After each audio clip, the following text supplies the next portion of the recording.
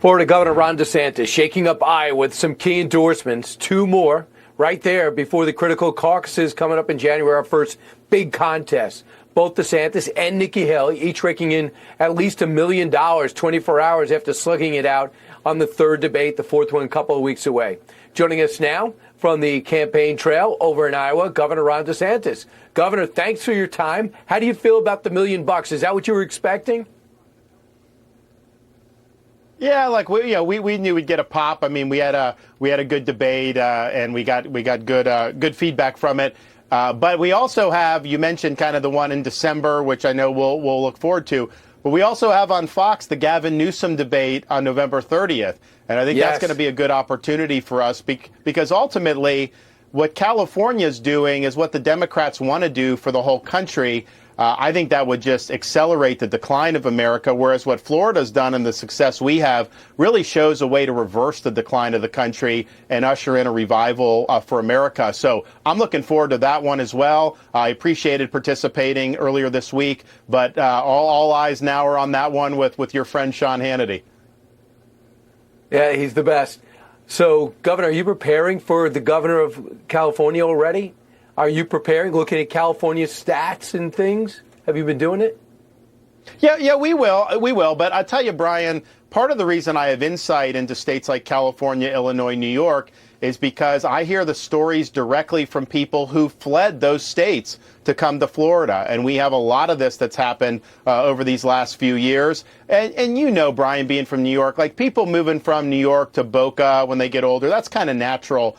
But to pick up and move from Southern California all the way across the country to come to Florida, that never used to happen. People used to try to go to California. That was the place where you had a middle-class nirvana, basically, and that's really changed. And they've repelled a lot of people, partially because of taxes, partially because of COVID insanity, partially because of crime. And so the quality of life is diminished, and people now look to Florida as their refuge. And for you, it's so vital for you to do well in Iowa, and you got 24 new Iowa endorsers along with Governor Reynolds. So you're all in, and you'll see if they'll keep that momentum going, obviously, in a few weeks. Robert Bigelow is your biggest donor. He told Reuters that he wants to see you to moderate your message before he gives any more money to you. Will you adjust your message? No, I mean, I think that my message is the same that I've done ever since I've been in office. It's about fighting for people. It's about winning for Americans and their families. It's about leading this country's comeback. And we're going to be bold. We're going to be strong. I believe in Reagan's old adage that we govern in bold colors, not pale pastels. But ultimately, Brian, when you're in this business, you just got to do what you think is right. You got to be able to look in the mirror, know that you did what you thought was right for the right reason. Right. I know that different donors have different views, and that's fine. And my view's always been do what you think is right. Let the chips fall where they may. Some people will like it, some may not. But I don't think you can contort yourself into a pretzel to try to please somebody or another. I think you just got to be who you are. Right.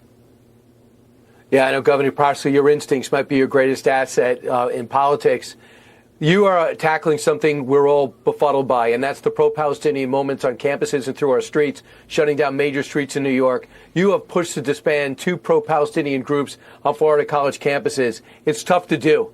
They're pushing back. It hasn't happened yet. What could we learn by how you're handling this? And are you throttling free speech by doing it as much as I don't want to see it? Do they have a right to do it? So we're not throttling free speech at all. I mean, these groups, Students for Justice for Palestine, they have said that they are in cahoots with Hamas. They say we don't just stand in solidarity, that we're in cahoots with them. So the state of Florida, through our universities, we cannot be subsidizing those groups. I mean, that's basically providing material support for terrorism. So it's not a First Amendment issue. It's that we'll do whatever wrangling we have to do legally. Brian, throughout my whole time as governor, there's always someone will sue this. We always, almost always come out on top. So we'll get that done. We'll act accordingly to make sure we're protecting taxpayers, to make sure we're protecting the safety of our Jewish students. And Brian, we've done a lot in Florida to combat anti-Semitism on college campuses. We've provided security for Jewish day schools. We've known that the anti-Semitism issue has been a big issue, but I am shocked at how bad it's gotten since October 7th. I never thought, even in the most left-wing universities, that you'd have kids celebrating Hamas terrorism. There's a sickness at these universities. Right. I'm going to send the Justice Department in to make sure that these universities are protecting their Jewish students. You should not have a Jewish student fleeing for safety because of some angry mob on their college campus.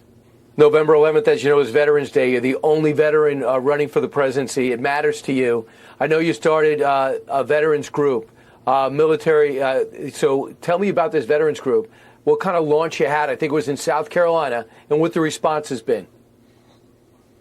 It's been a phenomenal response. Vets appreciate having a vet in the race, but also they appreciate my commitment to helping the vets on some of these key issues, particularly with mental health, because we're good at identifying the physical wounds of war and helping vets who have those, but we haven't been as good on the invisible wounds of war. We're going to mobilize resources throughout society. We're not going to get bogged down in bureaucracy. We're going to get vets the help that they need. Thanks so much for your time. Best of luck along the way.